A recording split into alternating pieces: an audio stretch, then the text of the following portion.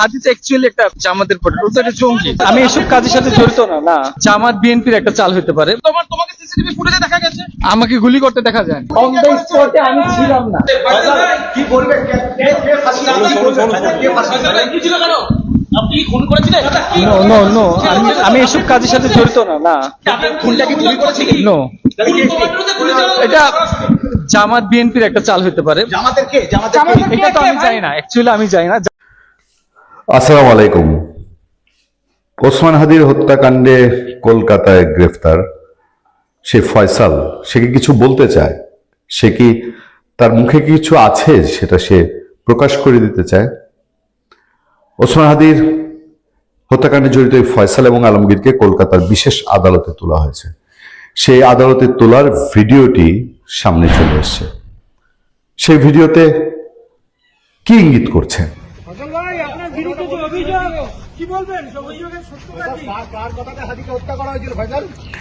সাংবাদিকরা বারবার চেষ্টা করেছে, ফয়সালকে বারবার প্রশ্ন করেছে। একটা জায়গায় ফয়সাল বলেছে আমাকে ফাঁসিয়ে দেওয়া হয়েছে। সাংবাদিকরা রিপিট করেছে, আমরাও এটা চেষ্টা করি ঢাকায়, অপরাধীদেরকে সামনে পেলে আমরা বারবার চেষ্টা করি। ফয়সাল মোটামুটি এই ইঙ্গিতে দিচ্ছে, সাংবাদিকরা বারবার বলছে কে ফাঁসিয়ে দিয়েছে, আপনাদের কি সত্যি কেউ ফাঁসিয়ে দিয়েছে, কার নির্দেশে আপনারা হত্যা করেছেন? দর্শক আপনাদের মনে আছে কিনা, আমি এই ওসমান হাদির দুই হত্যাকারী, সম্ভাব্য হত্যাকারী এবং অভিযুক্ত, এই দুজনকে গ্রেফতারের পর থেকে আমি বলে আসছি, এটা আমার অভিজ্ঞতা, আমার সিক্স সেন্স, সাংবাদিকতা 30 বছর, প্রায় 3 দশকের অভিজ্ঞতা আমাকে বলে যে কোনো একটা নাটকীয় মোড় এই দুইজনকে, গ্রেফতারকৃত দুইজনকে নিয়ে ঘটবে। এবং শুধুমাত্র ফয়সাল তার ব্যক্তিগত কোনো রেশ থেকে ওসমান হাদিকে হত্যা করেছে, এটা অন্তত হাদি হত্যার পরে যে ঘটনাগুলো ঘটেছে সেই ঘটনাগুলোর দিকে গভীর নজর রেখে আমার কাছে এটা মনে হয় না কোনোভাবেই। মানে পরপর যা যা ঘটেছে, বাংলাদেশে যে রিয়াকশন হয়েছে, তারপরে সেই রিয়াকশনের মধ্যে এটা আবেগী রিয়াকশন না, পরিকল্পিত রিয়াকশন। এই পরিকল্পিত রিয়াকশনই মিন করে যেখানে অন্য বড় কেউ খেলা করেছে, এটা বাংলাদেশের ভেতর থেকে ইউনূস আমলে। এরপর যতগুলো অভিযোগ উঠেছে, ইনকিলাব মঞ্চের আচরণ, ইনকিলাব মঞ্চের নেতৃত্বে পরিবর্তন, ইনকিলাব মঞ্চের বড় নেতৃত্বের কমেন্ট, জানা যায় ওসমান হাদির হত্যাকারীরা অংশ নিয়েছে, এই ধরনের মন্তব্য, এবং ইউনূস সরকার বিদায় হওয়ার পরে তার উপদেষ্টাদের দিকে অভিযোগের আঙুল, সবকিছু মিলিয়ে আমি বারবার বলছি, এখনো জোর দিয়ে বলি, এই ওসমান হাদির হত্যাকারী যে দুইজন ইন্ডিয়াতে গ্রেফতার হয়েছে, এদের মধ্যে দিয়ে কিছু একটা বোম ফাটবেই।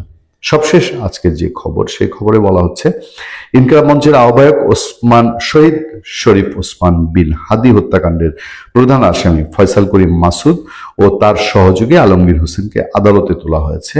22 মার্চ বেলা 12টার দিকে তাদেরকে বিধাননগর বিশেষ আদালতে হাজির করা হয়। এর আগে চলতি মাসের 7 তারিখ দিনগত রাতে বাংলাদেশ সীমান্তবর্তী বনগাঁ এলাকায় অভিযান চালিয়ে ফয়সাল আলমগীরকে গ্রেফতার করে পশ্চিমবঙ্গ পুলিশ। এরপর তাদের 14 দিনের রিমান্ডে পাঠান পশ্চিমবঙ্গের একটি আদালত। এদিকে মেঘালয় সীমান্ত দিয়ে এই দুই আসামিকে ভারতে অনুপ্রবেশে সহায়তা করায় গত 13 মার্চ ফিলিপ সাংমা, আমরা এর আগে শুনেছি ফিলিক্স সেরাং তার নাম, ফিলিপ সালমা নামে এক ব্যক্তিকে গ্রেফতার করে পশ্চিমবঙ্গ পুলিশের বিশেষ ট্রাক ফোর্স 7 দিনের রিমান্ড দেন আদালত। রিমান্ড শেষে শনিবার ফিলিপকে আদালতে তোলা হয়েছে। আমি জানি না যে পশ্চিমবঙ্গের আদালতে ওসমান হাদি হত্যাকারীরা কি জবানবন্দি দিবেন কি দিবেন না, অথবা এই যে তাদের 14 দিনের রিমান্ড ছিল, এই 14 দিনের রিমান্ডে পশ্চিমবঙ্গ পুলিশের হাতে গিয়ে কোনো চাঞ্চল্যকর তথ্য তুলে এসছে যাতে করে বাংলাদেশে আমূল পরিবর্তন হয়ে যেতে পারে ওসমান হাদি হত্যাকাণ্ড সম্পর্কে।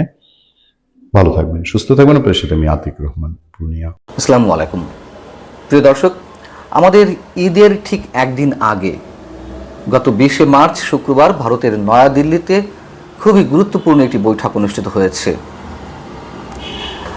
এবং সেই বৈঠকের আলোচনার কেন্দ্রবিন্দুতে অবশ্যই ছিল বিএনপি সরকার গঠনের পর ভারতের সঙ্গে বাংলাদেশের সম্পর্ক কোন প্রক্রিয়ায় কিভাবে স্থাপিত হতে পারে।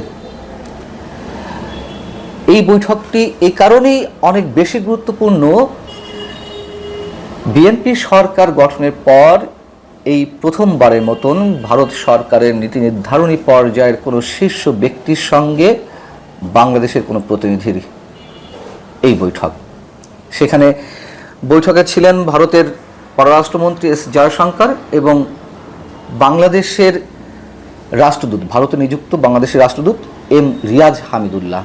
খুব স্বাভাবিকভাবেই সেখানে উঠে এসেছে বাণিজ্য, কানেক্টিভিটি এবং ভারত বাংলাদেশের মানুষের সঙ্গে মানুষের যোগাযোগের উপর ভিত্তি করে এই সম্পর্ক পুনঃস্থাপন করতে হবে। কিন্তু এর বাইরেও নিশ্চয়ই আরও অনেক ধরনের আলোচনা হওয়ার কথা। সেই আলোচনাগুলো কি হয়েছে যদিও আমরা জানি না, তবে এই বৈঠকে কেন্দ্র করে বেশ কিছু প্রশ্ন উঠতে পারে। প্রথম প্রশ্ন, ভারত কি আসলে পুরোপুরি বিশ্বাসের সঙ্গে বিএনপির সঙ্গে এই সম্পর্ক স্থাপন করতে পারবে? আওয়ামী লীগকে পুরোপুরি হিসেবের বাইরে রেখে কি ভারত বিএনপি সরকারের সঙ্গে সম্পর্ক স্থাপন করবে? শেখ হাসিনাকে ভারত আদৌ ফিরিয়ে দেবে কিনা? যে গুঞ্জন শোনা যাচ্ছে যে শেখ হাসিনা দেশে ফিরে আসবেন, দেশে ফিরে এসে তিনি মামলা মোকদ্দমা ফেস করবেন, কারাভোগও করতে পারেন, এই কথাগুলো আসলে কতটা সত্য? আওয়ামী লীগ কী ধরনের প্রস্তুতি নিচ্ছে আগামী দিনে তারা রাজনীতি শুরু করার বিষয়ে, অথবা খুব শীঘ্রই তারা পারবে কিনা? এবং একই সঙ্গে প্রশ্ন উঠতে পারে যে বিএনপিও সরাসরি ভারতের সঙ্গে সম্পর্ক গড়ে তুলতে কতটা সন্দেহের ঊর্ধ্বে থাকতে পারবে, এবং যদি ভারতের সঙ্গে সত্যি সম্পর্ক গড়ে তুলতে চায় সেক্ষেত্রে জামাত এবং এনসিপির সমালোচনা তারা কতটা গুরুত্বের বাইরে রাখবে, অথবা গুরুত্ব দিয়ে হলেও কতটা তারা সেগুলো মোকাবেলা করতে পারবে। যে প্রশ্নগুলো এই মুহূর্তে আমি উত্থাপন করলাম সেগুলোর উত্তর এক ধরনের হতে পারে। আমার মতে যেটি শুরু থেকেই জানি যে বিএনপির প্রতি ভারত সম্পূর্ণ সন্দেহের উপরে উঠে সম্পর্ক স্থাপন করতে পারছে না, বা তারা এখনও সেই পর্যায়ে যেতে পারেনি। তার কারণ তারা সম্পর্ক স্থাপন করতে গেলেই তাদের পুরনো অনেক বিষয়ের তাদের সামনে চলে আসে, 10 ট্রাক অস্ত্র কিংবা যেই ভারতের বিচ্ছিন্নতাবাদীদের আশ্রয় দেওয়া, মৌলবাদের উত্থান।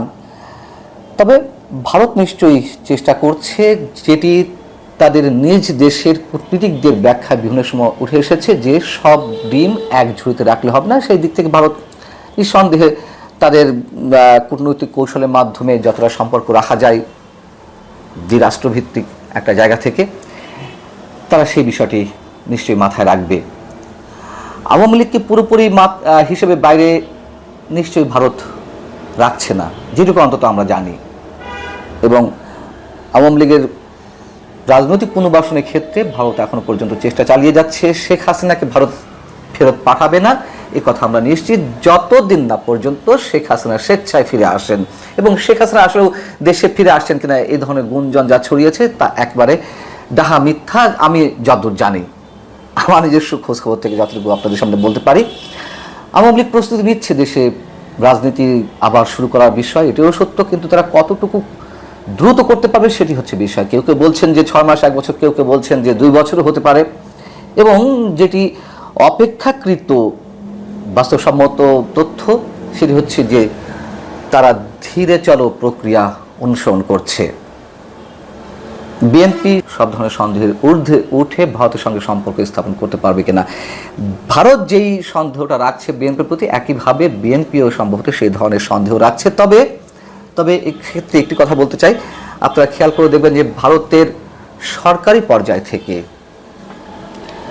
তারা কিন্তু বেশ কয়েক মাস নির্বাচনের আগে থেকেই বিএনপির প্রতি এমন কোনো ধরনের বিরূপ আচরণ করছে না বা বিরূপ কোনো মন্তব্য করছে না যাতে করে কোনোভাবে সন্দেহের সৃষ্টি হয় ভারত সরকার এবং বিএনপি সরকারের মধ্যে, অথবা দলীয়ভাবে বিএনপির মধ্যেও। কিন্তু আমরা দেখতে পাচ্ছি যে বিএনপির নীতি নির্ধারণী পর্যায়ের কিছু ব্যক্তি আছেন যারা অকূটনৈতিক সুলভ কিছু মন্তব্য এর মধ্যে করছেন। যেমন আমাদের প্রধানমন্ত্রীর পররাষ্ট্র বিষয়ক উপদেষ্টা, তিনি এর মধ্যে বেফাস কিছু মন্তব্য করে ফেলেছেন। তিনি এই মন্তব্য করেছেন কদিন আগে যে শেখ হাসিনা পালিয়ে গেছেন, তিনি যাতে ভারত থেকে কোন ধরনের সন্ত্রাসী কর্মকাণ্ড পরিচালনা করতে না পারেন। ভারত যদি এ বিষয়ে নিশ্চিত করে তাহলে দুই দেশের সম্পর্কের ক্ষেত্রে কোনো বাধা থাকবে না। একেবারে অকূটনৈতিক সুলভ মন্তব্য। ভারত যদি বলে যে না, শেখ হাসিনা ভারতের মাটি ব্যবহার করে আর কোনো সন্ত্রাসী কর্মকাণ্ড চালাতে পারবে না বা করবে না, তার মানে কি ভারতের আগে সন্ত্রাসী কর্মকাণ্ড চালানোর বিষয়ে শেখ হাসিনাকে ইন্ধন দিয়েছে, বিষয়টি তেমন হয়ে ওঠে না? অথবা এই যে শর্ত বেঁধে দিচ্ছে যে ভারতকে কথা দিতে হবে, এটাও নিশ্চয়ই কোনো ধরনের বিবেচনা প্রসূত মন্তব্য হতে পারে না। নিঃসন্দেহে এ ধরনের মন্তব্য থেকে বিএনপিকে বিরত থাকতে হবে। যা থাকার, যা বলার তাদেরকে সংগোপনে নিজেদের মধ্যেই আলোচনা করতে হবে, এটাই স্বাভাবিক। খুবই হালকা গুছের এই বিষয়গুলো। এবং অপ্রিয় হলো সত্য, আমাদের কোনো কূটনীতিক বা পররাষ্ট্র বিষয়ক বিশেষজ্ঞ কেউ এটি মনে করেন না যে ভারতকে পাশ কাটিয়ে বাংলাদেশের যে কোনো ক্ষেত্রে এগিয়ে যাওয়া সম্ভব। এটি নিরেট বাস্তবতা। এখন মনে করেন যে এনসিপি জামাত তাদের রাজনৈতিক পুঁজি তো অবশ্যই ভারত বিরোধিতা, আওয়ামী লীগ বিরোধিতা।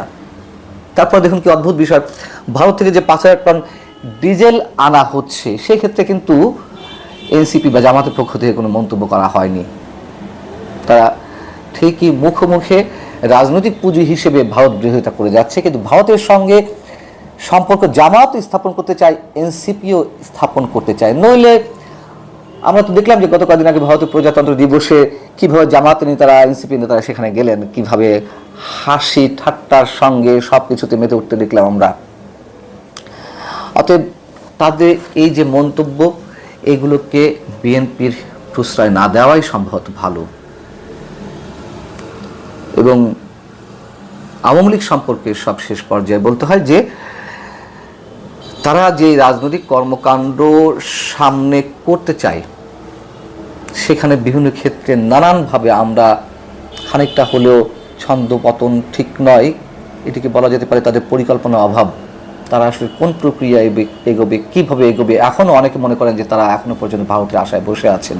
কিন্তু সেই পুরনো তথ্যটি আবার বলতে চাই, ভারত থেকে বলা হয়েছে, ভারতের পক্ষ থেকে বলা হয়েছে যে তারা আর কোনো ধরনের দায় নিতে চায় না যে বাংলাদেশের মানুষ আর যেন কোনোভাবে ভারত বিরোধী সেন্টিমেন্টের মধ্যে নিমজ্জিত হয়।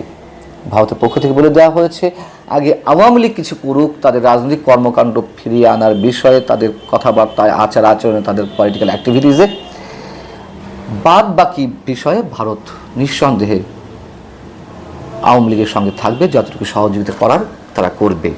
ফয়সাল, কার কথাতে হাদিকে হত্যা করা হয়েছিল ফয়সাল? কে কে কে বলেছিল? কি বলবেন আপনি বলুন। ফয়সাল, কেউ ফাঁসিয়েছে নাকি? পুলিশটা কার কথা বলেছে? ফয়সাল, দাদা কি হয়েছে ঘটনাটা বলো। আপনাদের কি আমি এই কাজ করিনি। তুমি ফাঁসানো হয়েছে? নো, আমি এই কাজই করিনি। এই ধরনের কোনো কাজে আমি ছিলাম না। ছিলে না? নো। কিন্তু বাংলাদেশ ফাঁসাচ্ছে কারা? ফাঁসাচ্ছে যুক্ত। ফাঁসাচ্ছে কারা? তোমার ফাঁসাচ্ছে কারা? ফাঁসাচ্ছে কারা? আমি জানি না। তুমি পালালে কেন? আগো পালালে কেন ভাই? ফয়সাল, কি ভারতে বসে দুবাই ভিডিও বানিয়েছিলে যে আমি দুবাইতে আছি? ভিডিওটা কি ভারতে করেছিলেন না দুবাইয়ে বসে? ফয়সাল, কে ফাঁসাচ্ছে? নামটা একটু বলে যাও ফয়সাল, কে ফাঁসাচ্ছে তোমাদের?